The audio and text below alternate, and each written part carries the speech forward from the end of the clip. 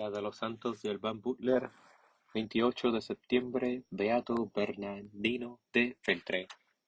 En Italia, el siglo XV fue de guerras incesantes y de catastróficos desórdenes internos.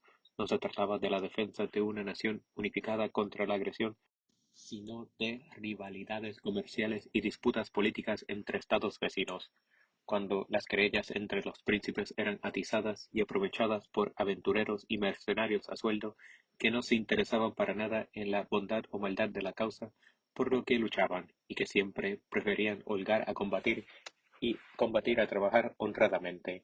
Los habitantes de la península estaban a merced de los tiranos y demagogos desmoralizados por las continuas luchas y la incertidumbre de su existencia, debilitados por los refinamientos del Renacimiento divididos por agrupaciones y partidos, y todas aquellas desavenencias e inquietudes penetraron en la Iglesia y debilitaron su influencia.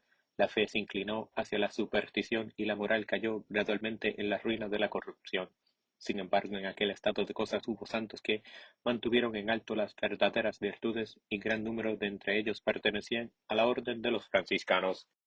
Entre estos descuella el beato Bernardino Domitani, llamado el Feltre, gran predicador y economista práctico. Su aparición en el trastornado escenario de Italia había sido predicha por otro Bernardino, el de Siena, quien durante un sermón pronunciado en Perugia dijo: «Después de mí vendrá un segundo Bernardino que vestirá el mismo hábito y que hará cosas grandes».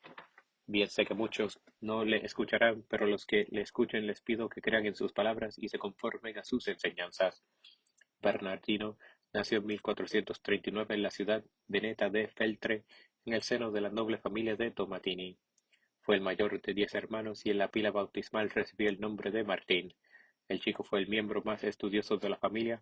A la edad de 12 años ya podía componer versos latinos y su madre tenía que obligarle a jugar con los chicos de su edad para que se apartara de sus libros y cuidara de su salud. En cierta ocasión Martín advirtió que empleaba demasiado tiempo en su aseo personal y acto seguido se cortó la abundante cabellera y declaró que prefería emplear sus horas con la pluma que con el peine. En 1454 su padre consiguió que le admitieran en el colegio local para notarios, y al cabo de 2 años de estudios le envió a la Universidad de Padua, donde se entregó con ardor al aprendizaje de la filosofía y las leyes al mismo tiempo. Comenzó a conocer los pensamientos de los intelectuales de su tiempo, ideas estas que habrían de resultarle muy valiosas en su futuro de predicador. La muerte repentina de 2 de sus profesores de la universidad causó un profundo efecto en el ánimo del joven. Tan pronto como quedó bajo la influencia del santo franciscano Fray Santiago de la Marca, quien predicó durante la Cuaresma de 1456 en Padua, se sintió atraído hacia Dios. En mayo del mismo año, el joven Martín recibió los hábitos entre los frailes menores de la Observancia, donde tomó el nombre de Bernardino, en honor del santo de Siena que acababa de ser canonizado. En aquella ocasión, santo Santiago dijo a los frailes: «Reclutamos hoy en la milicia de Jesucristo a un soldado que dará brillo y esplendor a nuestra orden, y contribuirá poderosamente a la mayor gloria de Dios y la confusión de Satanás». Entre los placeres a que renunció Bernardino al tomar los hábitos figuraba en primer lugar la música. Para los que se consagran a Dios, escribió más adelante, la música no es cosa conveniente. Esos cantos que agradan al oído por la armonía de las voces no son agradables al Señor.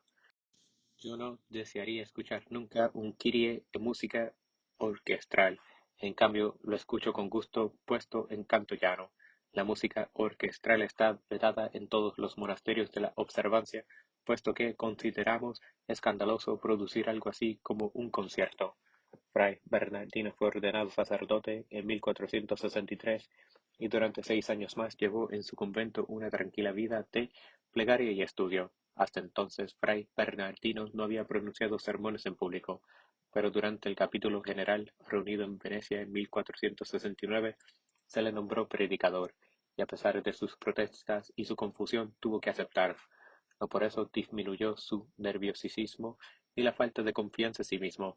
Alegaba que no estaba dotado para la tarea que querían encomendarle a causa de su pobre presencia física, puesto que era de estatura tan corta que, cuando le fue presentado al Papa Inocencio VIII, éste le llamó Párvulos, y el propio Bernardino solía afirmar sus cartas con los adjetivos Piccolino e Poverello antes de su nombre. A tanto llegaron sus vacilaciones que fue a consultar el caso con su director, Sixto de Milán, a quien señaló su falta de experiencia, su ignorancia, sus inhabilidades. Sixto le pidió que se arrodillara y entonces hizo el signo de la cruz sobre sus labios y le dijo: Dios curará todas las trabozones de tu lengua para que comprendas que el don de predicar viene tan solo de él. Nada puedes temer, hijo mío, aprenderás más de tu crucifijo que de tus libros. Desde aquel momento Bernardino ya no sintió ningún temor ni experimentó más dudas. Sin embargo, la primera vez que subió al púlpito ante una nutrida concurrencia, el día de la fiesta de su patrón, se sintió presa del pánico y se olvidó de todo cuanto quería decir, de cómo lo quería decir, de todo su bien preparado discurso con sus pausas y entonaciones. Pero sí recordó su amor y su admiración por las virtudes de San Bernardino de Siena, y de eso habló, espontáneamente, con facilidad y apasionamiento que se transformó en verdadera elocuencia. Desde aquel día no volvió a hacer el intento de pronunciar un sermón preparado con anterioridad. Se limitaba a anotar los puntos que iba a tratar, oraba para que el Espíritu Santo lo iluminase y, lleno de confianza en sí mismo, improvisaba con extraordinaria brillantez. La oración, comentaba, es una preparación mejor que el estudio, es más efectiva y más rápida. Durante 25 años Bernardino predicó por todo el territorio de Italia. Grandes multitudes le acababan, los papas, los obispos, sabios y justos, los otros famosos predicadores, le alababan sin reservas. Los perversos clamaban en su contra y todos reconocían su gran poder. Como no había iglesias con la capacidad suficiente para contener a las muchedumbres que ansiaban escucharle, a menudo hablaba en las plazas públicas. En Florencia y en Pavia las concurrencias llenaron las grandes plazas principales. En Padua y en Feltre las gentes de fortuna alquilaron los mejores sitios de la iglesia mientras durase su estadía. 3000 personas le siguieron desde la ciudad de Crema, donde había predicado aquel día, hasta Lodi, donde se anunciaba su sermón para el siguiente. Se estima que el fraile predicó más de 3600 veces, pero solo 120 de sus sermones han llegado hasta nosotros. Por ello se puede juzgar que hablaba con absoluta sencillez, con mucha vida y sin recurrir a los adornos de la oratoria. Aún trataba de evitar las citas en latín porque, como él decía, la ostentación nunca hace bien. Un sermón cuya trama queda con frecuencia interrumpida por citas no se mete en los corazones ni llega a convencer a nadie.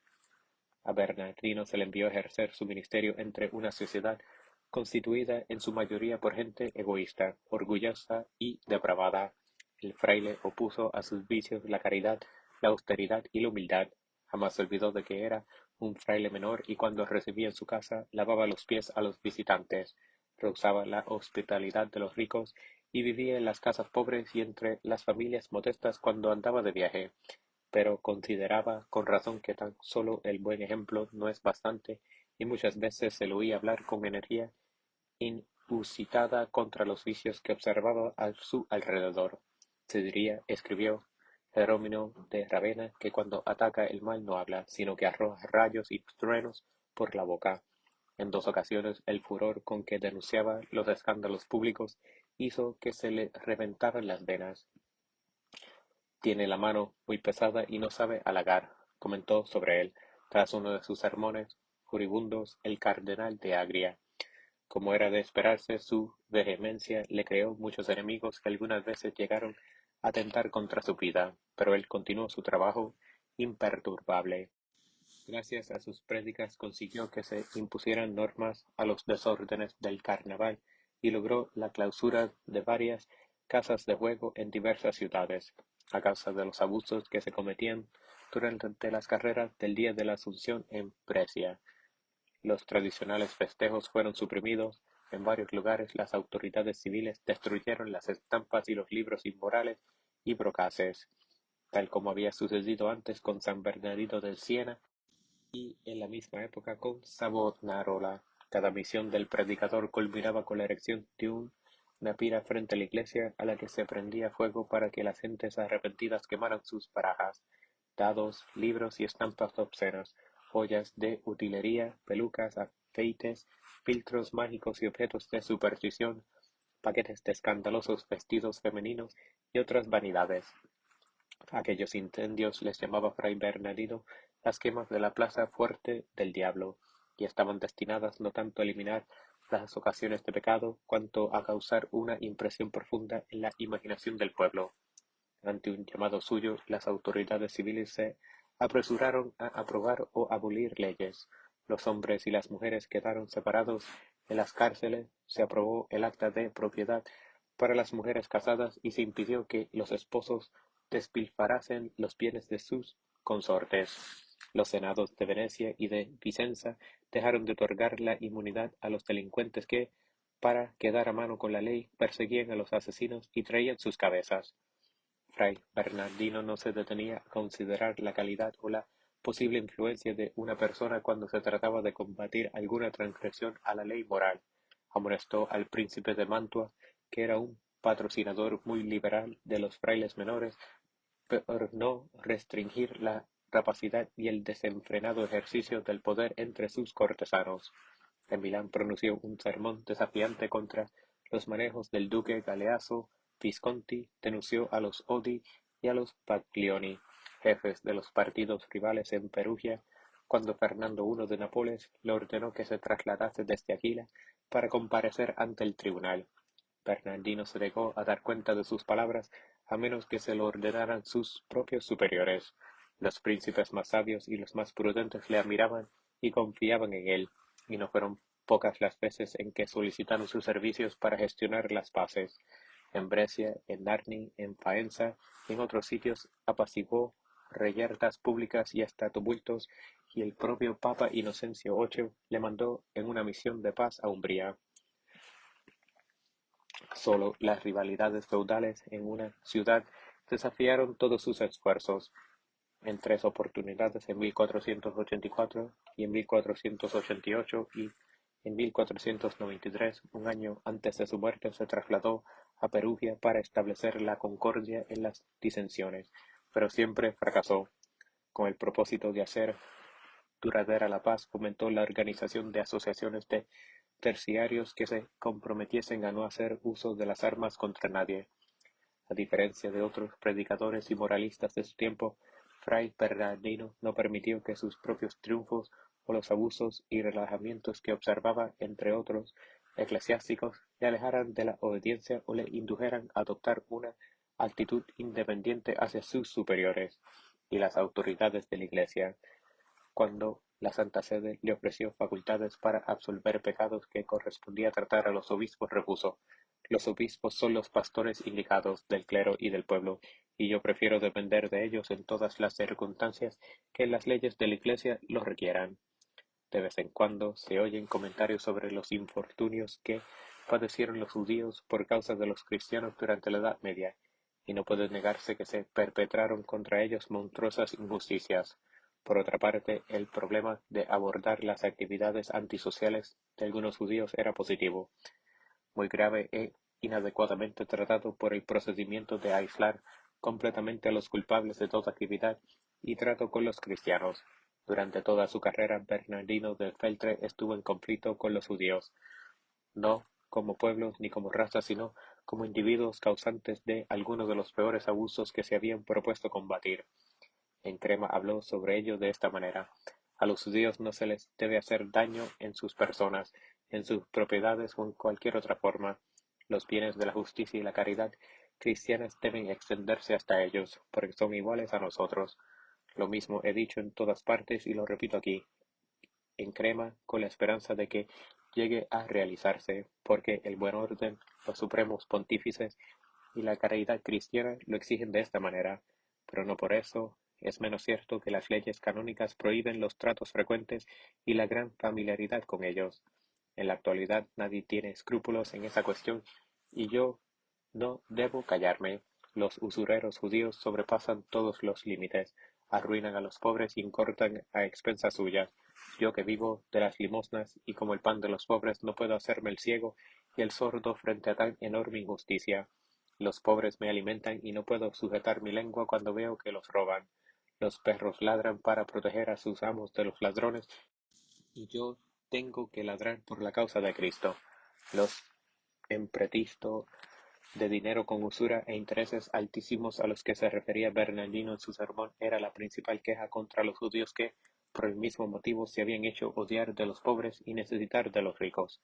Un siglo antes, Miguel de Northborough, obispo de Londres, dejó al morir 1 millar de marcos de plata para que se hiciesen préstamos a los pobres, sin cobrar interés y con la única garantía del depósito de alguna prenda. Y entre las varias experiencias de esta naturaleza, aquella fue la que constituyó el primer monte de piedad. En 1462, Bernabé de Terni, otro franciscano, fundó en Perugia una casa de préstamos destinada a hacer empréstitos de cantidades reducidas de dinero a los pobres, a cambio de objetos depositados e intereses muy bajos. Aquella institución tuvo un éxito inmediatamente al año siguiente. Se estableció una segunda casa en Orvieto y muy pronto los Monte di Pieta se extendieron por la Marca, los estados pontificios, la Toscana y otras regiones. El sistema fue examinado, reorganizado y perfeccionado por Fray Bernardino quien, en 1484, inauguró su propio Monte de Piedad en Mantua, y administró otras 20 casas durante los 8 años siguientes. Los detalles de la administración variaban pero, por regla general, manejaban los Montes de Piedad comisiones mixtas de frailes y laicos, y algunas de las casas de préstamos pertenecían al municipio. El capital inicial se obtenía por suscripciones o por empréstitos de los propios judíos. Todas las ganancias se agregaban al capital y se aplicaban a la reducción de los intereses. Por esa causa era natural que Fray Bernardino fuese blanco de los ataques de los usureros judíos de Lombardía, los cuales consiguieron que algunos de los montes de piedad fuesen clausurados. Sin embargo, surgió una oposición más grave e igualmente inevitable por parte de algunos canonistas, moralistas y teólogos, quienes insistían que el interés que se cobraba, por reducido que fuese, constituía una usura, de acuerdo con las leyes canónicas, y en consecuencia era pecaminoso. Aquellos críticos pedían que si se hacía un préstamo no se cobrase interés ninguno, lo cual hubiese significado que los montes no habrían podido sostenerse por sí mismos y por lo tanto Fray Bernardino se mantuvo firme en su opinión de que era necesario cobrar intereses reducidos. La controversia fue tan prolongada que en vida del fraile no se llegó a ningún arreglo. Sin embargo, en el Quinto Concilio General de Letrán en 1515 se decretó que los Montes de Piedad eran instituciones legales y dignas de aliento y de respaldo. De en adelante surgieron prolíficamente por toda Europa occidental, a excepción de las islas británicas. Al beato Bernardino se le recuerda también por sus esfuerzos en pro de estas instituciones benéficas, y en sus imágenes se les representa a veces con un montículo verde en las manos sobre el cual campean 3 cruces y una leyenda que dice Curam illus ave. Fray Bernardino se mantuvo en actividad hasta el fin de su vida. A principios de 1494 dijo ante una concurrencia de florentinos que ya no le volverían a ver, y cuando llegó a Siena corría de boca en boca la noticia de que había muerto. Si se dan oídos a lo que se dice, comentó, yo he muerto muchas veces, pero vendrá el día y vendrá pronto en que la noticia de mi muerte sea cierta. En aquella ocasión se entrevistó con el cardenal Francesco Piccolomini, quien deseaba ser su penitente. Aquella entrevista le dio oportunidad a Bernardino para hacer un juego de palabras ingenuoso, puesto que en un momento dado dijo, tanto su eminencia como yo somos Piccolomini, ¿no es verdad? Y como la palabra italiana Piccolomini significa hombres pequeños y al mismo tiempo que era el apellido del cardenal, describía la corta estatura de Bernardino. Aquel soltó la risa. A fines de agosto, el fraile viajó a Pavia y no obstante que se sentía al cabo de sus fuerzas, subió al púlpito a predicar y dijo a su auditorio, yo oigo los martillazos que dan los franceses al herrar sus caballos para lanzarse a la invasión de Italia. Pocos meses más tarde, los ejércitos del rey Carlos VIII penetraron en territorio italiano, pero ya para entonces hacía tiempo que Fray Bernardino de Feltre estaba en mejor vida, puesto que el 28 de septiembre anterior había muerto en Pavia. Su culto fue aprobado en 1728.